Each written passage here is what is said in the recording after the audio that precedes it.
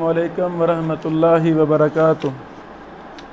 एक भाई ने हमसे ये सवाल किया, क्या किताब को पसंद करने से ये लाज़म आता है कि किताब में जो कुछ भी मौजूद है, जो कुछ मरवी है, उस सारे से इत्तेफाक हो।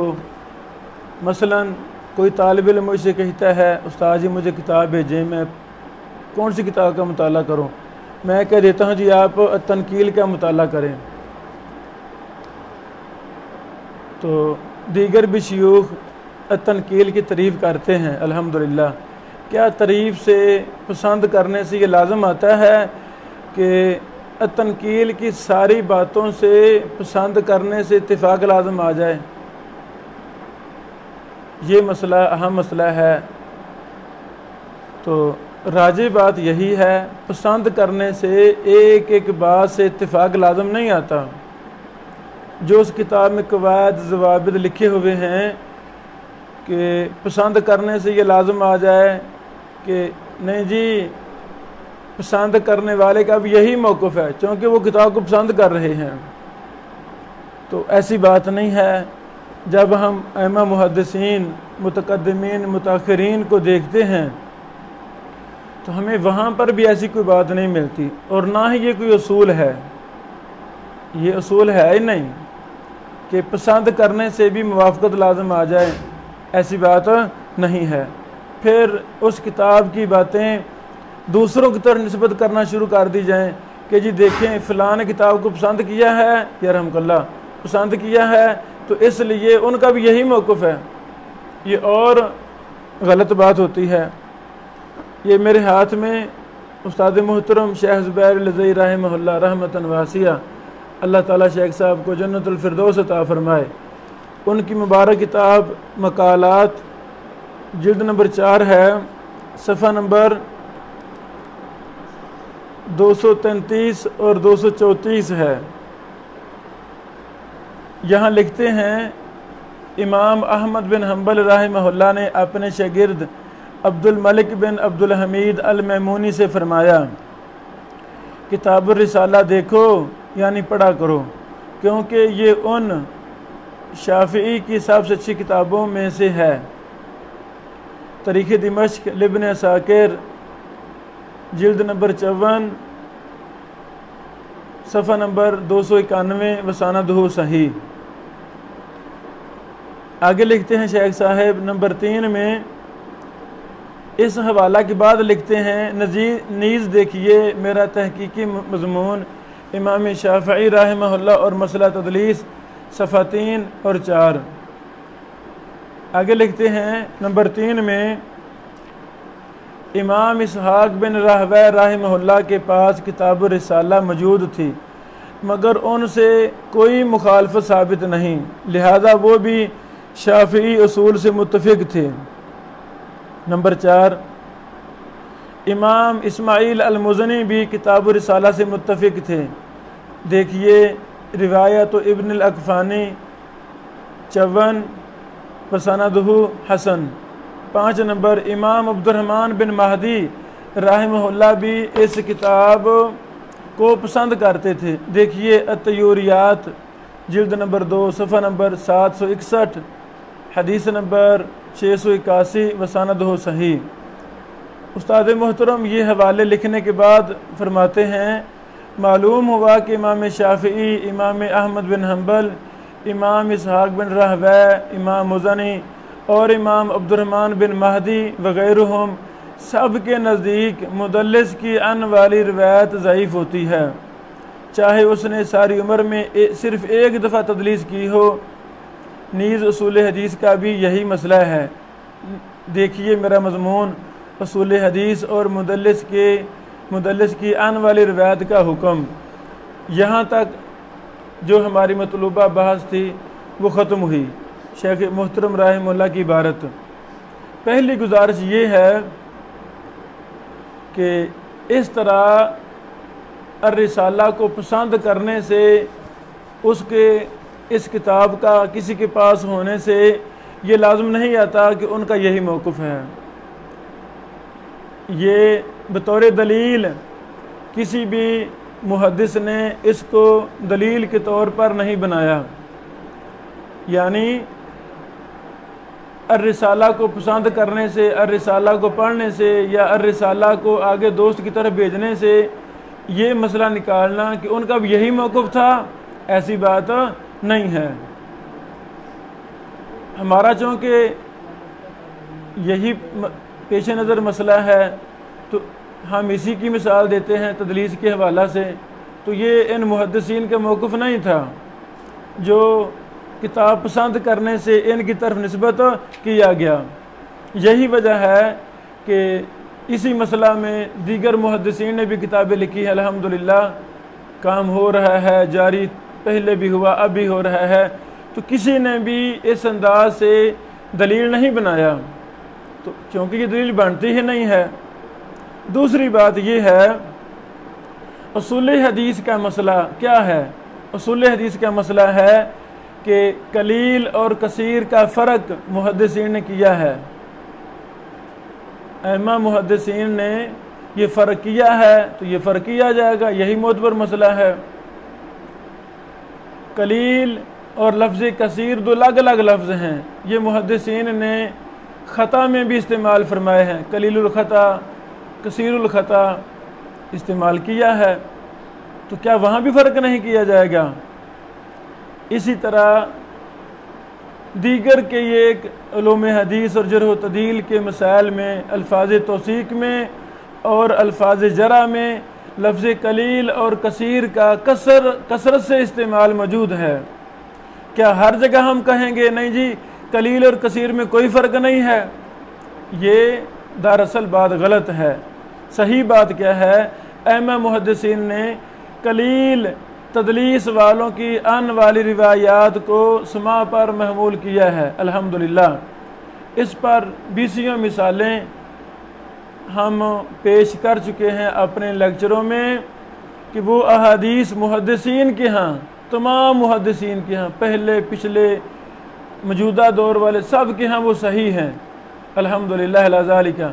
लेकिन जब मेरा या किसी का असूल गलत होगा तो वो ज़ाहिरी बात है वो अपने गलत उसूल की रोशनी में अहादीस सहीहा को अहादीस ज़ईफ़ा बनाता फिरेगा, जिसकी मज़म्मत की जाएगी, इस गलत उसूल का रद्द किया जाएगा। ऐसा कोई उसूल नहीं है। बेटा अनवारुस सहीफ़ा देना।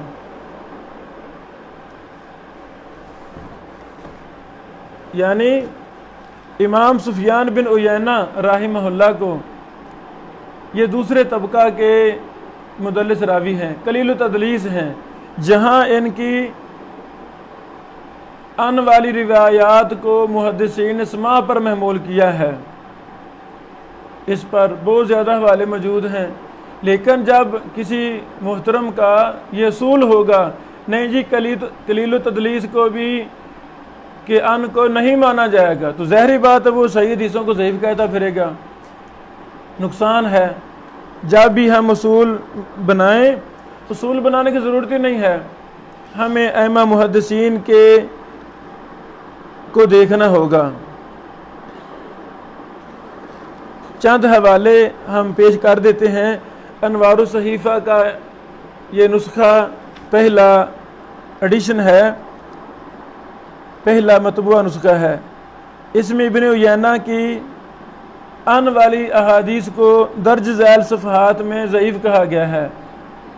तो किसी भी मुहद्दिस ने तारीख़ में इन रिवायात को इब्न उयैना के अन की वजह से ज़ईफ़ नहीं कहा। सफ़े अनवारुस सहीफ़ा की सफ़ा नंबर 179, 25, 321, 212, 487 और 455 ये सफ़हात खोल कर देखे जा सकते हैं। इन सफ़हात में ये लिखा हुआ है कि इब्न उयैना अन से रवायत कर रहे हैं, इसलिए ये रवायत ज़ईफ़ है, हालांकि ये किसी ने भी ऐसा नहीं कहा। इसी तरह बड़े ज़ोर शोर से एक मिसाल भी दी जाती है इब्न उयैना राहिमहुल्लाह के हवाला से कि 3 मस्जिदों के अलावा किसी में इतिकाफ़ जायज़ नहीं है। उस रिवायत को ज़ईफ़ कहने की जो वजह उस्ताद मोहतरम शेख ज़ुबैर रहमतुल्लाह ने लिखी है कि जिसमें सुफियान बिन उयैना हैं और अनस बयान कर रहे हैं। इस हदीस के सही और ज़ईफ़ होने में इख्तिलाफ है, मुख्तलफ़ी ये हदीस है। तो जिन्होंने ज़ईफ़ कहा भी है, किसी ने भी इब्ने उयैना रहमहुल्लाह के अन की वजह से ज़ईफ़ नहीं कहा, बात ख़त्म हुई।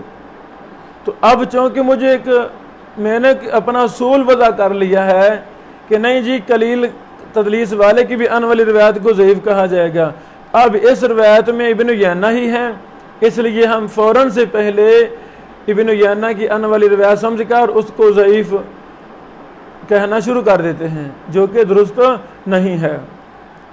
अइम्मा मुहद्दिसीन की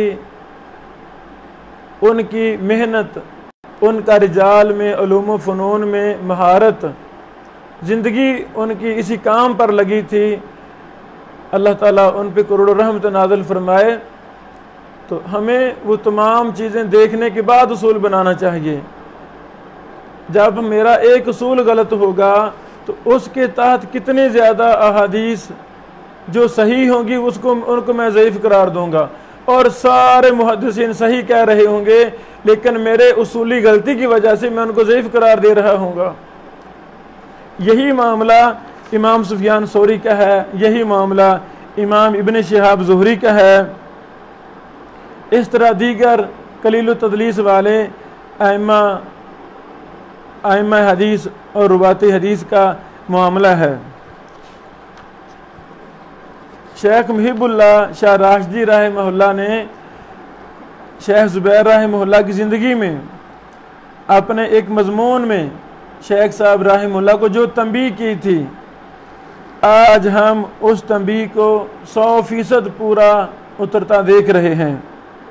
ये मकालात राशिदिया जिल्द नंबर 1 सफ़ा नंबर 328 है। मुहिबुल्लाह शाह राशिदी रहमहुल्लाह जो बहुत बड़े इमाम और मुहद्दिस थे, जिनका जरह व तदील उलूम हदीस ख़ास फ़न था, इस पर तमाम शयूख़ उलमा को इतराफ़ है। वो लिखते हैं, लेकिन मोहतरम के मौक़िफ़ की बिना पर ऐसी बहुत सी रिवायात ज़ईफ़ ठहरेंगी।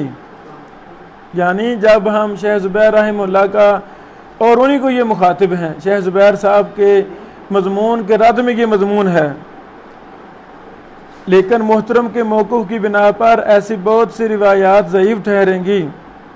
आगे कुछ हम बात छोड़ रहे हैं, उसके आगे है, लेकिन अगर इस मौक़िफ़ को सामने रहकर हम दवावीन हदीस को तलाश करना शुरू कर दें तो बहुत सी रिवायात जिनको सलफ़ से खलफ़ तक सही व मुत्तसिल करार देते हुए हैं, उनमें से अच्छी खासी तादाद ज़ईफ़ा बन जाएगी। अल्लाह अकबर। ये शेख मुहिबुल्लाह शाह राशिदी रहमहुल्लाह की पेशीन गोई, उनकी बात ये पूरी हो चुकी है। ऐसी अहादीस का एक बहुत बड़ा मजमुआ है जो मनहजी उसूली गलतियों की वजह से शेख ज़ुबैर रहमहुल्लाह उस्ताद मोहतरम ने उनको ज़ईफ़ करार दिया है, और तारीख़ इस्लाम में कोई भी मुहद्दिस उनको ज़ईफ़ नहीं कहता। ये केले हैं, नुकसान हुआ, तलबा परेशान हुए, उलमा परेशान हुए। हर किसी का ये मैदान नहीं है कि वो बरीकी की तरफ जाए।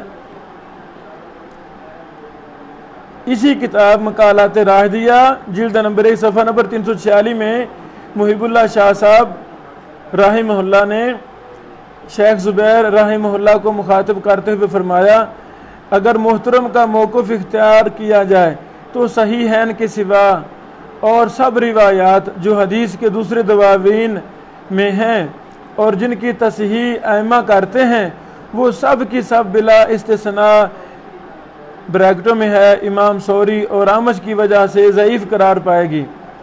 और इसी तरह हदीस का एक बड़ा ज़ख़ीरा ज़ईफ़ करार पाकर सर्द खाने में रख दिए जाने के ही काबिल बनेगा। अल्लाह अकबर। वहादा कमा तरा मकालात राशिदिया जिल्द नंबर 1 सफ़ा नंबर 346। अल्लाह अकबर। तो ये बातें ऐसे ही हमें पहले महसूस होती थी जब हमने दलाल देखे, बराहीन देखे तो उनको कमज़ोर पाया। दलाल ऐसे ही दिए गए हैं जो नहीं बनते। अपने मसला की तायीद में, उसूल की तायीद में, तो यही मनहज मुहद्दिसीन का है। वो कलील और कसीर तदलीस का फ़र्क करते हैं और यही राज मसला है। इस पर तफसील हमारे भाई खुबैब अहमद असरी हाफिज़हुल्लाह ने अपनी किताब मकालत असरिया में तफसीली बात की है। इसी तरह और भी कई एक कदीम जदीद मुहद्दिसीन ने अपनी किताबों में इस पर सैर हासिल बहस की है। तो यही राज मौक़िफ़ है। वल्लाहु ताला आलमु बिस्सवाब। अस्सलामु अलैकुम व रहमतुल्लाहि व बरकातहू।